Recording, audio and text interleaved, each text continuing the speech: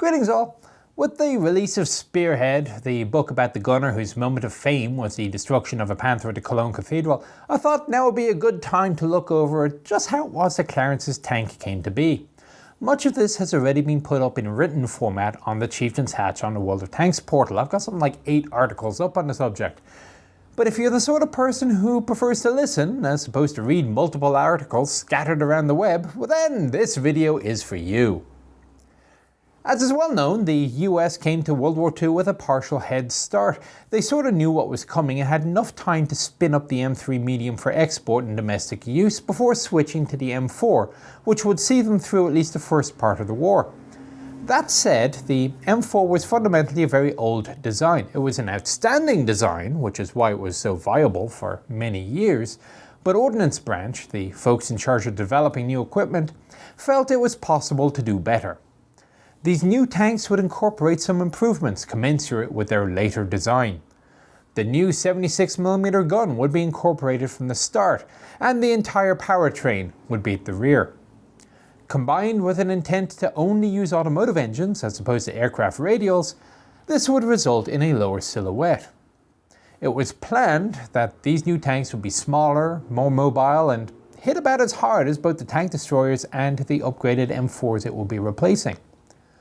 Of course, it's very easy for the chap in charge of writing the design requirements to say, I want a tank which does everything better. Give it a meter of armor, a gun twice the size of anything out there, make it weigh less than 30 tons and do 45 miles an hour. If it can fly, so much the better. Actually making it happen though can be a tad more difficult. I have mentioned before that it normally takes about 2 years for a weapons program to come to fielding, at least in the World War II period. Things seem to take a bit longer today, and Pershing didn't actually fall far short of that. You need to cast your mind back to late 1942. The 76mm M4 had just been rejected by Armoured Force for being unusable. Production of the M10 tank destroyer with a 3-inch gun was in full swing. The T27 tank destroyer was just about to be delivered for testing, and approval to produce the M6 heavy tank in limited numbers had just been granted. For comparison in the rest of the world, the British had just finished production of the Crusader III with the same 6-pounder gun as Churchill was coming with. Early Cromwell-type prototypes were coming out, such as Cavalier and Centaur. The Germans had been fielding the Panzer IV with the longer L43 7.5 for about 6 months, and Tiger I had barely entered production. The Soviets were still building KV-1s and T-34 76s. This is far from the time of the behemoths one often thinks about in terms of World War II tank battles. During this time, Ordnance were not one to put all their eggs in one basket. A series of vehicles with generally the same layout was produced, T-23, T-20 and T-22. T-23 was perhaps the most ambitious and the darling of the R&D head, General Gladian Barnes. What made him especially proud of the vehicle was the potential of the electric drive system, such was originally created for the T1 heavy tank. This gave the potential of the tank to spin on a dime, have great torque, travel as fast in reverse as forwards, and even be completely operated by a single crewman. The pilot vehicle came out in January of 1943. It still had the Sherman-type vertical volley suspension and track though. The somewhat similar T-20 tank was ready for testing a few months later. Although it came with a somewhat more advanced horizontal volley suspension system, its big trick was a hydromatic transmission, which simplified driver training requirements. The third of the trio to show up was T-22 in June of 43. This was arguably the most conservative of the three and is best described as a redesigned M4A3. By use of the Ford engine and placing the manual transmission at the rear, the low design was permitted together with the same early HVSS system as on the T-20. This one had no future right out the gate. It has significant powertrain issues, and in any case the T-23 had already been selected for production by then. In the end, T-20 was similarly overtaken by events. Persistent trouble with the Torquematic transmission meant that it never got any further than the General Motors proving ground, and back to the factory for repairs. Aberdeen finally got a hold of theirs in early 1944, by which time there were definitely more promising options. Again, that more promising option was the T-23. In April of 43, the brass were given a demonstration of the tank's capability. Fortunately for Ordnance, it worked well, and the brass were sufficiently impressed, especially in contrast with the ill-fated M7 medium tank, which was starting its death throes before finally being put to mercy later that year. The all-singing, all-dancing T-23, it was agreed, would start with an initial production run of 250 tanks. Of course, as we now know from history, things did not go overly well. Back on the T-20 track, in July of 1943, the first T-20E3 arrived, which was a T-20 with torsion bar suspension as opposed to bogies. A logical progression, given the experience of the suspension type with the T-70 gun motor carriage, which we now know as the M18 Hellcat. This was a suspension which Ordnance really wanted to put on the T-23 tank, and indeed that the M27 designation was going to be assigned to the torsion bar version of the T-23. However, the desire to get the tank into production sooner was such that there was no time for the T-20E3 to be tested first. Thus, the T-23s entered production with the late VVSS suspension system, which presumably proved to be a bit more reliable than the early HVSS found on T-20, or it wouldn't have been used. That was only a minor detail, however, compared to the real problem: the electric transmission. The theoretical benefits were manifest, and Barnes saw as much potential in the system as his fellow mad scientist over in Germany, Ferdinand Porsche, did. Those benefits did not, however, come without significant snags, such as an extra 3.5 tons of weight at the rear of the tank. This was eventually somewhat counterbalanced by increasing the frontal armour thickness another ½ inch to 3 inches, but again that didn't make the combat engineers or the logisticians who were responsible for getting it where it needed to go any happier. Neither were Armoured Force impressed by the resultant ground pressure, but even those issues could perhaps be tolerated if the system were something approaching reliable and if it didn't require highly trained mechanics to repair. Armoured Force were, to put it bluntly, not satisfied. In the meantime, they had a decision to make. The next year was shaping up to be the make-or-break year of the war. What would be the vehicle that they would choose to be equipped with in sufficient numbers to take the war to Germany on the European continent? Ordnance was promising that the T-23's issues would be fixed.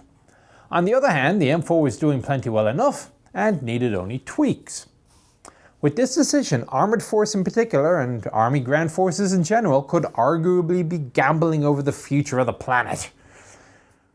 For its various flaws, the M4 it would be. There really couldn't be any decision other way. I mean, what if Ordnance were wrong about its ability to get the T-23 running to standard? And that was far from the only matter, of course. All the current vehicles in development or under serious consideration used the 76mm gun. The T-20 series, the improved M4, the M18 tank destroyer. There was the occasional experimental dalliance with the 90mm, such as on the M6 heavy tank or the T-53 tank destroyer. But none of the using arms wanted it. Even tank destroyer branch held a position in opposition to the 90mm gun motor carriage T-71, which would be the M36 Jackson, for most of 1943. Together with Armoured Force, they believed that the 76mm or 3-inch gun was plenty enough to do the job. Now one might ask the question, well, why not just put the bigger gun in anyway, just in case you need it? And the answer is because it's not that simple. A bigger gun comes with liabilities, such as a lower rate of fire and, more importantly, ammunition capacity. As late as April of 1944, the European Theatre of Operations was insisting that any vehicles going its direction carried at least 70 rounds of ammunition.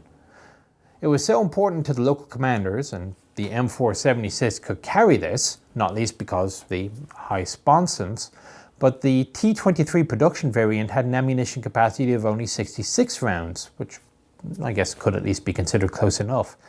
The US had a reliable, accurate gun, believed, granted incorrectly as it turned out, to be powerful enough to do the job. It can engage multiple targets quickly, and if it turned out that more punch was deemed necessary, an improvement in velocity would do the job, HVAP ammo. For whatever reason, this latter solution is not implemented until July of 1944, but that's not really a factor in the thinking of the time. When the pilot 90mm tank T26E1 was produced, ammunition capacity for the larger round was, and you're not going to like this, 42. Utterly unacceptable for vehicles supposed to conduct sustained operations. And of course there is the matter of what there was to shoot at.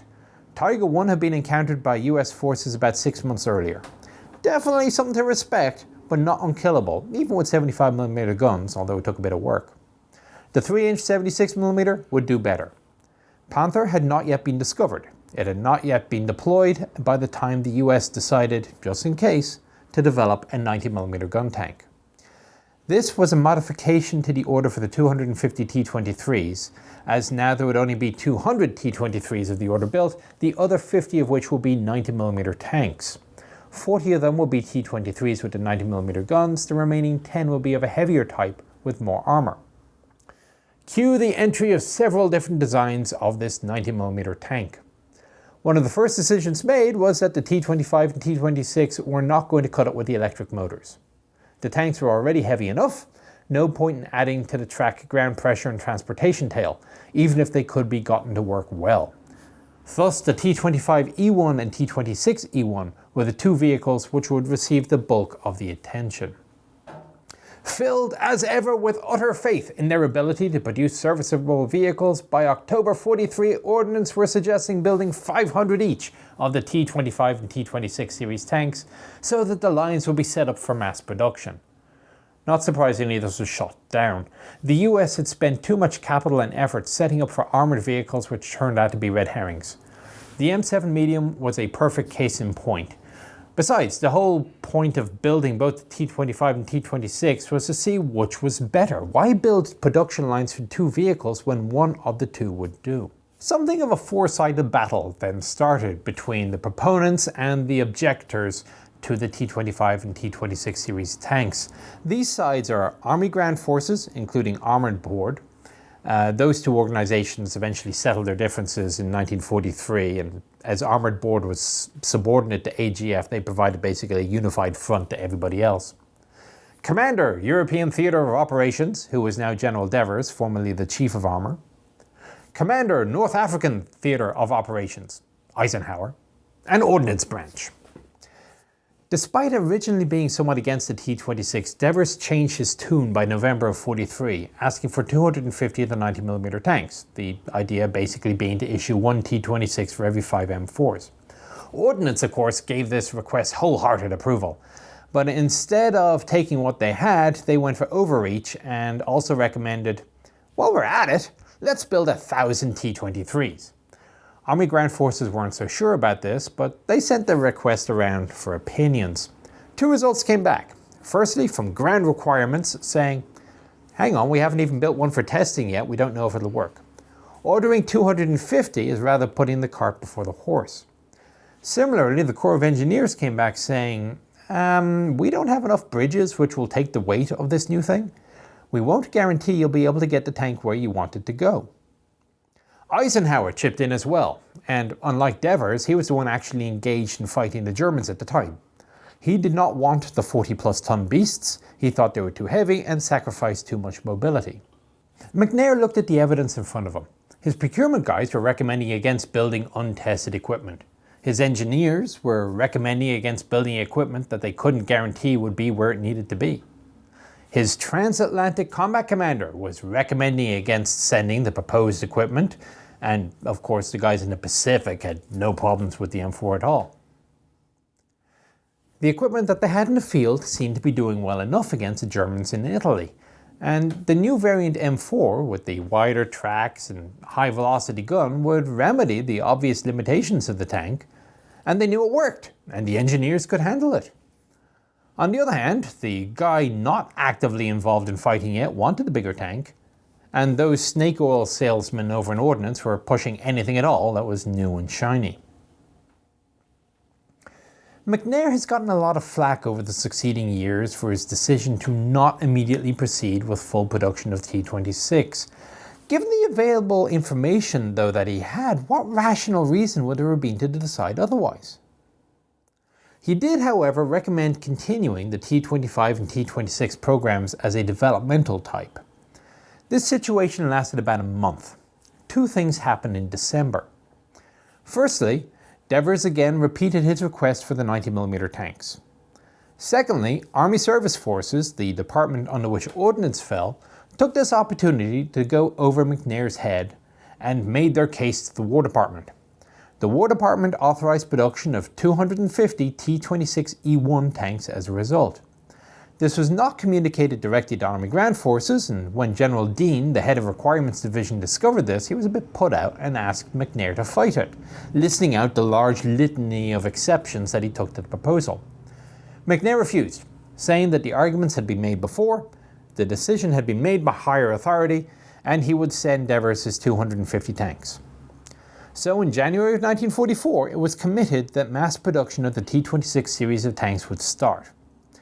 This was something of a gamble as the prototype had not yet been delivered. The schedule was drawn up, and it would be that the last of the 250 would roll off the production line in April of 45. The schedule would prove to be more or less met. By way of comparison, one can look at the turnaround time for the 76mm M4. Once the decision to build the tank had been made in September of 1943, physical production would have started in mid-January of 44, and the tanks actually started arriving in the UK in early May. So, decision to in the field is about 8 months. And this is with a tank which was really just a modification of something already in service in which it completed testing. To apply the same timeline to Pershing, the soonest that this could have possibly happen would be August. Maybe June if the original date from Devers is used. And this was of a tank which had not yet been tested. Shortly after this decision was made, the first two T25 series actually showed up. The first was a T25E1 built to specification, the second was quite literally a T23 modified with a 90mm gun and a horizontal volley suspension system. Come February, the first T26 E1s start arriving. They start arriving and there is something of a litany of problems. The official position of Armoured Force is that the vehicle was not battle-worthy. There were repeated pressings by Ordnance Branch to send the vehicles to Italy or Europe for field testing, but Army Ground Forces was having none of it. Their combat soldiers would not be guinea pigs for untested equipment, and the combat zone was not, to their mind, an approved testing agency. Initially, Army Ground Forces preferred the T25. Indeed, not only did they prefer the T25, they wanted to give it the T26's wider tracks, and again drop it down to the 76mm gun. This, they thought, would provide the best overall mix of improved capability due to its new design and technologies, whilst retaining the advantages of mobility, gun handling and ammunition capacity of the lighter tank with the smaller gun. However, Ordnance felt they didn't have the manpower available to devote to this third option, and eventually opinions started to come back from Europe that if the new tanks were going to go dueling German vehicles, they probably needed more armour anyway. So the T25 started to fall by the wayside. Not that all was great for the T26. Some changes were obscure but still important, such as changing the steering ratio. It was too tight, resulting in reliability and power issues. Others were very obvious, such as cooling issues and problems with the powertrain falling apart. The original wet stowage with which the vehicles came had to be dispensed with. If they wanted to carry a reasonable amount of ammunition, well, the safety equipment had to go. So too did the turret basket. In the opinion of Ordnance, the required 70 or maybe even 71 rounds could be obtained if all other requirements were subordinated to it. Stowage would have to be sacrificed or moved. The turret would become crowded and access to the driver's position from the turret was limited. 18 rounds could have been placed if the bow gunner were removed, but the ETO was having none of that. They wanted the bow machine gun. Ordnance would have rather dispensed with him and the weak point in the bow armour, but customer is always right. And considering I didn't actually find Pershing to be too bad inside in my Inside the Hatch video, Ordnance actually did make a fairly reasonable job of it. Of course, Ordnance looked at the list of problems with the tanks that had been sent back to them and started coming up with their solutions. This would require sufficient change that the new model would be redesignated as a T26E3. The E2 was a variant with a 105mm howitzer, later built as the M45. To test these new solutions out, they took a spare T25E1 they had lying around and converted it. By this point, we're talking about the summer of 1944, and in addition to the conversion, they still had to test it. Conversion made and testing completed, the changes were approved for the production line, and T26E3 entered full-rate initial production in November of 1944. After several more attempts by Ordnance to get the vehicle tested in the field, a position I can't seem to recall was held with any other major end item, they finally got approval on the 24th of November to send 20 vehicles overseas from the first production batch. Again, Army ground forces weren't thrilled, but were overruled. Thus it was that of the first 40 vehicles off the line, 20 were sent to Aberdeen and Fort Knox for testing, and at the same time 20 were sent for Europe, eventually arriving in Amsterdam the second week of February. Some tank transporters had to be modified to carry the tanks, and then they were sent to Aachen for issuance. Bradley had decided, for whatever reason, that the 3rd and 9th Armoured Divisions would get 10 tanks each. It was to local discretion how they would be split up, so 14th Tank Battalion decided to put all 5 of its tanks into a single platoon. They got involved in a Remagen fight, although they were left behind for a few days due to being too heavy to get across the bridge. 19th Tank Battalion gave theirs 1 to A Company, 2 each to B and C. Over in 3rd Armoured, they split the love. 33rd Armoured Regiment had 1 each sent to D, E, F, H and I companies, whilst Clarence's 32nd put 1 each into D, E, G, H and I companies. They didn't take long to get into the fight. Ready for service by the 20th of February, the first loss came on the 26th when a Tiger I put 3 rounds into a Pershing named Fireball. The town of Elsdorf was one of the rare occasions that the US Army in Western Europe actually met a Tiger I. The Tiger then turned it into a Pyrrhic victory when, during its escape afterwards, it got itself stuck and had to be abandoned. 2 days later, another Pershing killed a Tiger and 2 Panzer IVs. Another Pershing ended up knocked out after taking 2 rounds from artillery. It was repairable, but it took several weeks to do it. Adding to the woes, within 2 weeks, 2 tanks lost their engines, and somehow a 3rd tank had a connecting rod go astray in the crankcase of its auxiliary motor. Another Pershing was knocked out by a Nashorn, resulting in an ammunition blow. It was not deemed worth repairing. The Super Pershing showed up in mid-March. The gun sight couldn't be found, and neither could the ammunition. It turned out that the experimental ammunition had accidentally been sent to the 635th Tank Destroyer Battalion, who were trying to figure out why the 90mm ammunition did not fit in their towed 90mm guns. At this point, production taps had been turned on, and the next 40 T26s arrived in late March, going to 2nd and 5th Armoured. The new crews got all of 45 minutes of instruction before being sent forward. No practical exercise. In total, some 200 T26s were issued to tank crews by war's end, with varying degrees of success and familiarity. There is a side note, as 12 Pershings were sent to the Pacific Theatre. There were a number of delays, not least because it was discovered after they got to theatre that most of the LCTs couldn't take the tank. The war ended before they could see combat. Of course, it was only the beginning of the M26 story. It continued through until the Korean War, before the improved M46 with the new Continental V12 and cross-drive transmission, which remedied much of the M26's failings, showed up. So there you go. This is basically the story of how Clarence's M26 showed up for him to use in Aachen. See you next time.